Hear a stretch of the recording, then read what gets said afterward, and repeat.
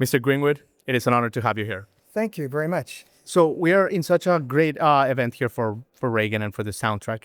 Mr. Greenwood, why do you think that Reagan's values have endured as much as they have? Well, Ronald Reagan was a patriot. Came from middle America. He was an actor. He was on television. And every time you saw him, you kind of believed what he meant. You believed what he said. I knew Ronald Reagan quite well. I was Nancy Reagan's champion, actually. I worked a lot of events with the First Lady. But in Ronald Reagan's company, you would always sense that he had America first. And he was conscious of America's needs, whether you're poor or rich. Sure. Believed in the military. And all those things add up to me liking him a lot. Absolutely. I was glad and gracious to be working with him. I sang many events for him. I remember the first time that I was introduced to Ronald Reagan publicly.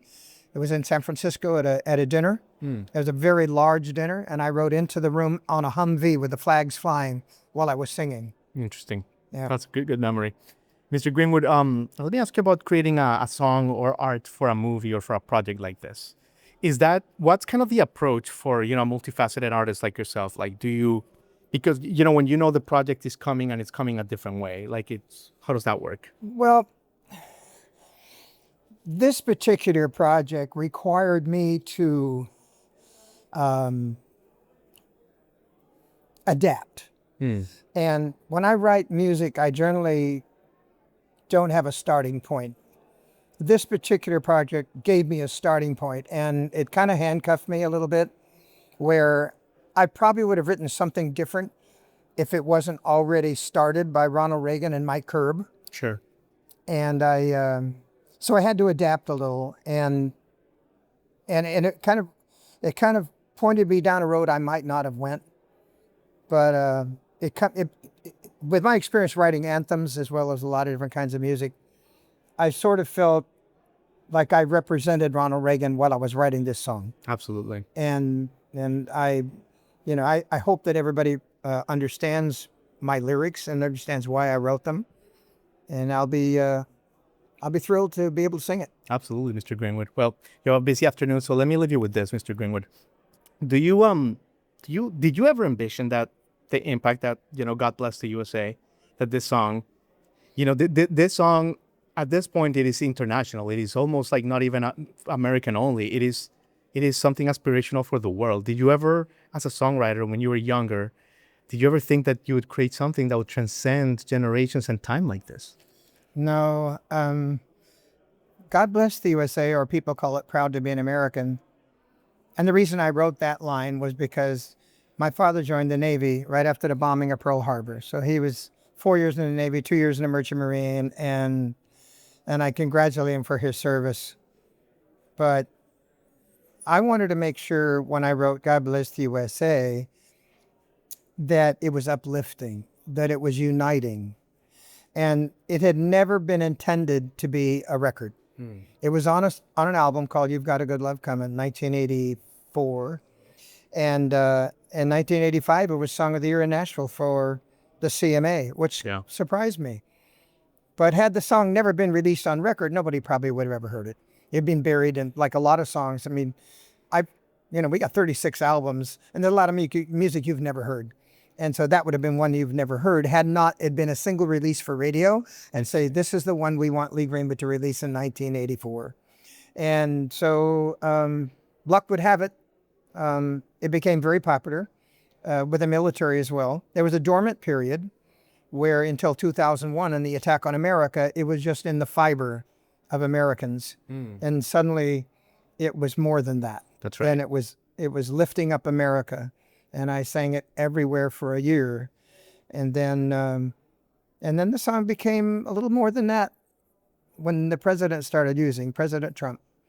And I was pleased about that because I thought there were a lot of parallels between Ronald Reagan and Donald Trump. I think they both are patriots and believed in America and what it stands for. Absolutely. So it's been an interesting ride. Well, thank you for sharing your art with us, and thank you for the music with the Reagan film. We can't wait to experience the afternoon with you. Well, I can't either. I can't wait to hear all the other songs. Thank you, Mr. Greenwood. Thank you very much. Absolutely. Vince, it's great to have you here. Nice to be here. I mean, it's like a party here, a celebration of Reagan, and what a challenge I think it must have been to capture it in music. Was it? You know something? When you go into a project like this, you have no idea if any artist, Gene Simmons from Kiss, the Commodores, Bob Dylan, you have no idea who's going to say yes to be a part of it. Right. The most overwhelming part of this project is everybody said yes because they had a respect for the man, Ronald Reagan, whether they voted for him or not. Why do you think that is? Why do you think that Reagan's values just don't go out of fashion? Very hard to pick one thing, but if I had to pick one thing, his humor. Because if we don't laugh at ourselves, which we don't do enough anymore. That's right. If we don't laugh at ourselves, then we're not going to get through the day. We're not going to make our best decisions. We've got to laugh at ourselves.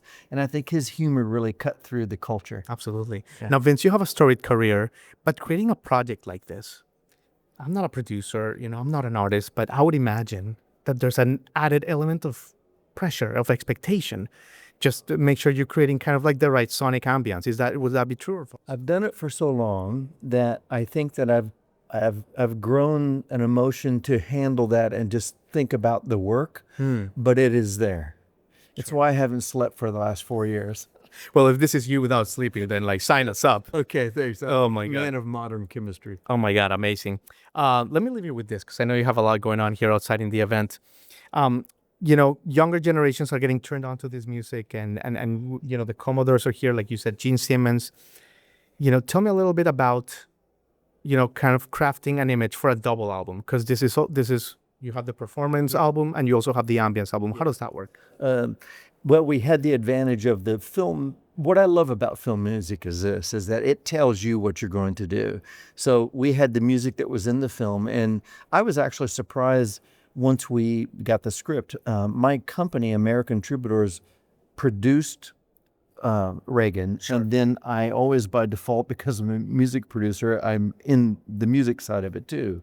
But there was a lot of music in this script. That's right. Howie wrote a great script, and so it goes through all the ages. So we had the Andrews Sisters, the Frank Sinatra music, so we had to record that accurately. And I will say, Nashville, Tennessee stepped up and nailed it. Bill Schnee, which had worked with Steely Dan and with Barbra Streisand and all of the greats, he recorded that music to the time period perfectly. But we went through that all the way to the 70s and 80s. And so I think I was surprised about that. That was really difficult. But then we were more surprised at how many artists actually wanted to pay tribute to Ronald Reagan. Yeah. And like Marty Stewart, he goes, I didn't vote for Ronald Reagan, but I want to write a song for him because I admired that guy. That's awesome. That's pretty cool. That's pretty cool. Yeah. Vince, thank you for coming. And thank you for producing. Great job. Thank Absolutely. you, my friend. All right. Hi, Kathy. Hey, Jimmy. What an honor to have you here. Of course it is. No, nice to meet you. I love you already. Oh my God, Kathy, thank you for giving us some of your time. Sure. And what a song you did for this Reagan movie. Oh, thank you. Do you like it? I did. Yeah. How were you able to capture that, like, romance and true love into a song? That can't be easy. You know what? I had a new neighbor in my near my home. He was actually right across the alley from me, and I found out that he was a great writer and a great musician. I said, let's write together. So we started writing a song, and this was 3 years ago. And it's the first song out of many that we wrote. And then when Mark Joseph, the producer of Reagan, the movie, asked me to write one for the movie, we tried to write a brand new one. I said to my friend, I said, you know what? We already have the song. Yeah. He said, what do you mean? I said, remember that I knew it would be you? It's such a romantic song. And I said, we have it. Let's make it into a duet. And so, because this movie, if people haven't seen it, and they should, it's really not a political movie in as much as it's about their romance. Yeah. And I was blessed enough to know the Reagans. And it dawned on me yesterday at rehearsal for our performance tonight. Yeah. I said, oh my gosh, I sang at Reagan's second inaugural. And I asked my friend, would you Google when did Sinatra perform at the Reagan? And he goes, 1985. I said, that was me. I opened for Sinatra at Reagan's. I said, Kathy, how do you forget such a thing? I'm getting old and I forget all that kind of stuff, but it was a great, great, great honor. And then I got to know them otherwise away from that event, especially Mrs. Reagan, because the president was starting to fade at that time. Sure. And it was, they call Alzheimer's the long goodbye. And I've lost too many friends to Alzheimer's, as most people have, but there was an elegance about Ronald Reagan. I'm not a Republican or a Democrat. I'm an independent all the way, all the time. Sure. And so I don't get involved in all that stuff. I have my own feelings about things and very sincere feelings about everything, but I don't force my opinions on anybody. I know. You But you're so beloved. just can't. Well, I don't know. It's just not my right. Yeah. Anybody wants to vote the way they want to. That's why we have the greatest country in the world. That's right. Yeah. You want to believe in and worship any way you want to believe and worship. That's our right because we live in the greatest country in the world. That's true. And when we start forgetting that, then we're going to lose our country. And a lot of people are standing up now and saying, no, we're not going to lose it. It's too precious. It's too valuable. And we want our children to inherit it. And I now have almost 5 grandchildren. Next month, I will have had my 5th grandchild in 3 years. Tremendous. Yes, Congratulations. and they're all gorgeous. Of course. Up to grandma. no, like their grandfather. So Quite frank, thank oh God. my God. So I want to ask you another question about the movie, but first, You Kathie. smell good, by the way. Oh, thank you. You're welcome.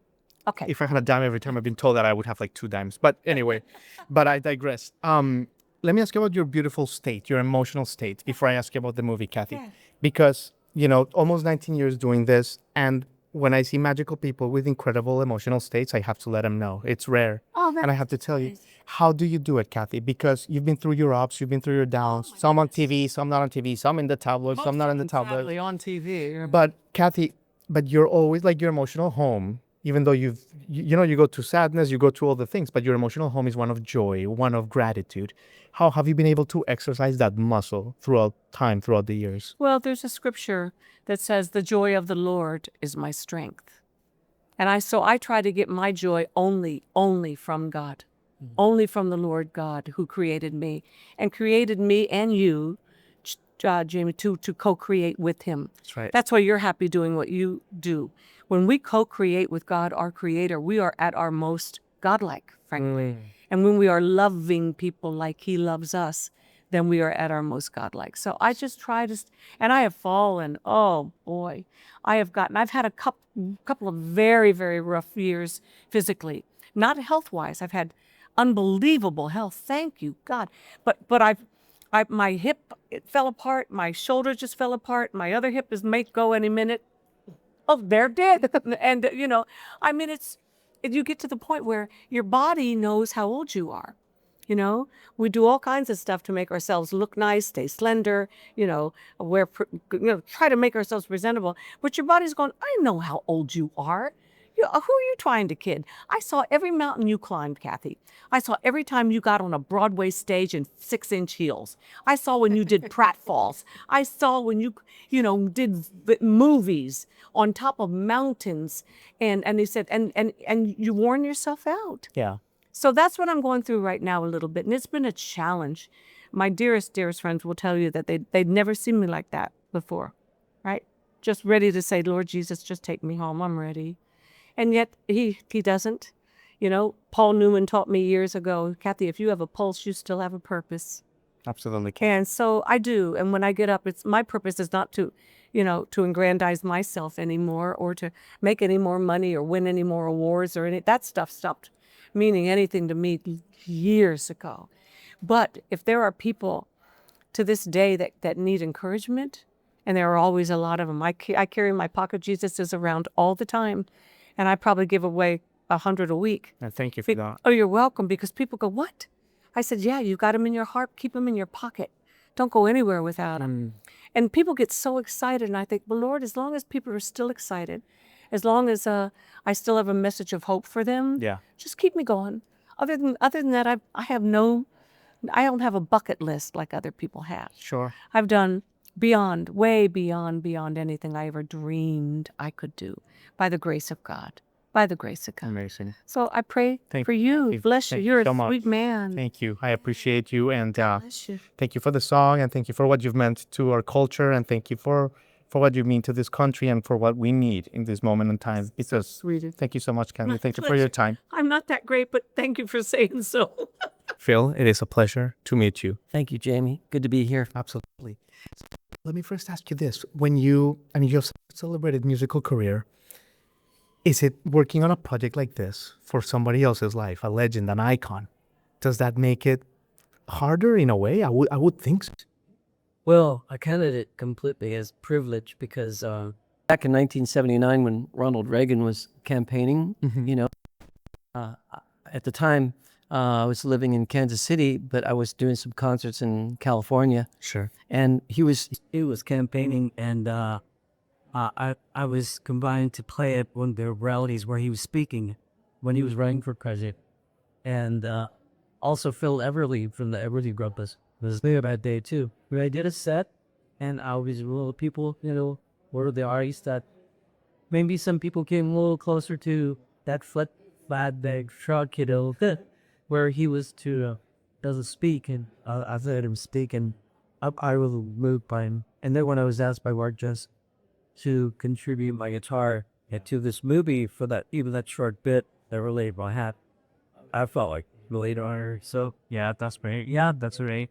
Phil, why do you think that like Ronald Reagan's values don't go style? It's because, you know, he really resonated with the heart of the people, the heart of the American people, and also because of the Constitution and real true freedom, but also walking in freedom, but walking in love and being faithful to God and to each other, to love our neighbors as ourselves. I just appreciate his values so much, and I think the movie tells this story very well. Yeah. Oh, what a powerful man, and I'm grateful that I was able to lend him his time to be in a ruling country while he was president. That was really cool. Very hard. And we're grateful that now to live in the time that where you're playing guitars with Phil. Yeah. Let me ask you this.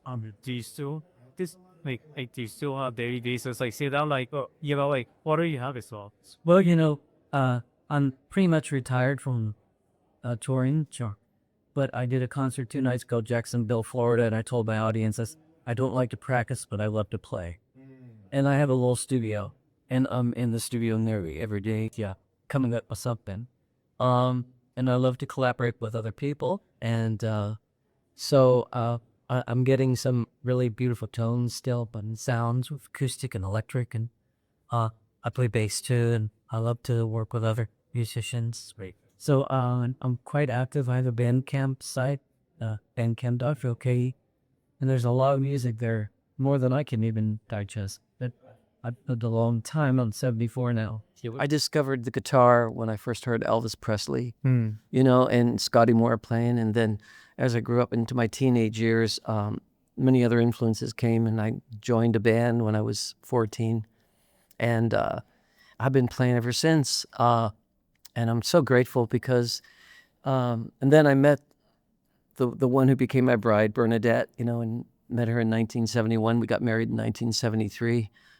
And I think, you know, family and faith and friendship, music, it all just goes together so beautifully. And how blessed we've been in this country to have the freedom to do those things, to have family, to love one another, to enjoy music, to create music, and to share good news with our fellow man. Perfectly said. Perfectly said. Good place to leave it. Thank you, Phil. Thank you, my friend. For your time. First of all, I mean, we're talking off camera about the great work you've done, like with many of friends of our show, like the Shindellas and of course Sister Maggie and stuff. So first of all, thank you for your work with No One Gets Out Alive and everything you've done. And the title applies. No one gets out alive. The art is what keeps us driving. But I love Maggie. Being here has kind of opened up my music horizons. So Maggie's become a good friend. The Shindellas are signed to my company. That's right. So they're brilliant women, and it's good to be around great creative energy all the time. When did you realize that you had this radar for good art, for good creative? Because I feel like everything you touch turns to gold, you know? What you see. There's so much stuff that doesn't make it off of out of the factory. Right. But I always remind myself I'm a fan of music first. Yeah. And when you keep the fandom of it, like your love of music first, it keeps the ego away. And that's kind of, I think, the key to my good taste is that I'm always thinking about what I would want to see at a concert. If I was just sitting there in the back of the room, or if I had never heard of the artist, what would convince me to love them? Yeah. And that's what makes me create, write, produce, vocal arranges, like for the person that's needing the music. Sure. And that's way different than doing it from a place of ego where you're like, everyone's gonna think this is amazing. That's Right. not how you reach people. That's right. So I'm always thinking about like, And you can feel that, right? as a fan, we're not dumb, right? We Right. know when it feels like it's real and it's for us, and I try to keep that in everything I do. Sure. So a project like this Reagan project, or any project that you've done that it's like with directors and producers and all that, is that in a way easier, or is it harder that you have to adapt like your music and your art to someone else's vision? How does To that me, work? it's easier because when there's a clear direction, Yeah. then you don't kind of go wayward. Sure. The song that I did for this project is a love song. It's a duet with Kathie Lee Gifford. Yeah. And it's about the love that Ronald Reagan and Nancy Reagan shared, which is like a all-American classic love story. Yeah. So it's easy to tap into forever love. Sure. It's easy to tap into eternity and like, dedicating yourself for a long time.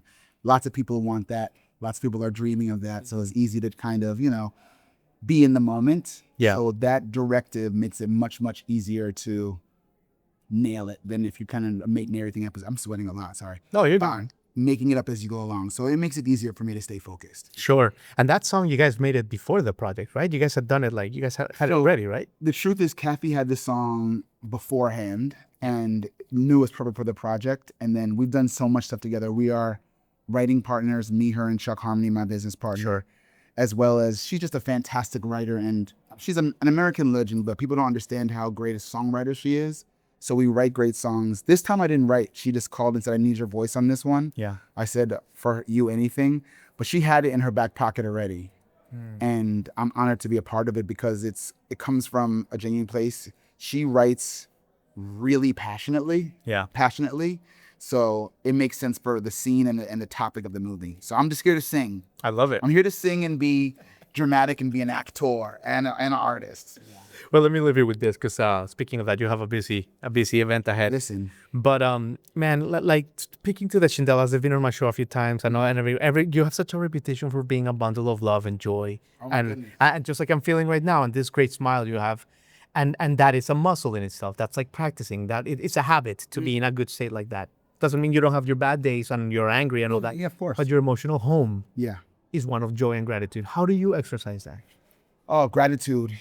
Gratitude is the key. I mean, first of all, every day you get to wake up and just do this again is a blessing. But then on top of all that, I get to do music for a living, which is, in my opinion, the coolest job ever. We're not curing cancer, but in certain ways we are, because music is healing. So I take that very seriously, and that kind of leads my emotions. Yeah. There's always something going on that you can be angry about, but we're here, we're alive, we're doing great music. We're in a town that loves music. Yeah. So I try to be a glass half full person. Sure. Even though that's challenging oftentimes with just the world in general. But it's actually a compliment that's my reputation, because I want people to take me seriously, but also know that what they're getting from me is love. Yeah. And the music, if you meet me in person, if we're talking at the coffee shop, I want the impression to be that there's love and empathy surrounding me at all times. Man, we need to bottle you up and spread you to the universe. Sometimes it ain't easy, but honestly, it's my daily practice to be grateful and to try my hardest to the thing that I know I've been blessed to do. Yeah. And that makes it easier to find the silver lining. Perfectly said, my friend. Yeah. Thank you so much for Thank you for tuning in. Click here to subscribe and get the latest from the show, including exclusive behind-the-scenes footage and once-in-a-lifetime performances. And as always, thank you for making Jrodconcerts Media part of your day.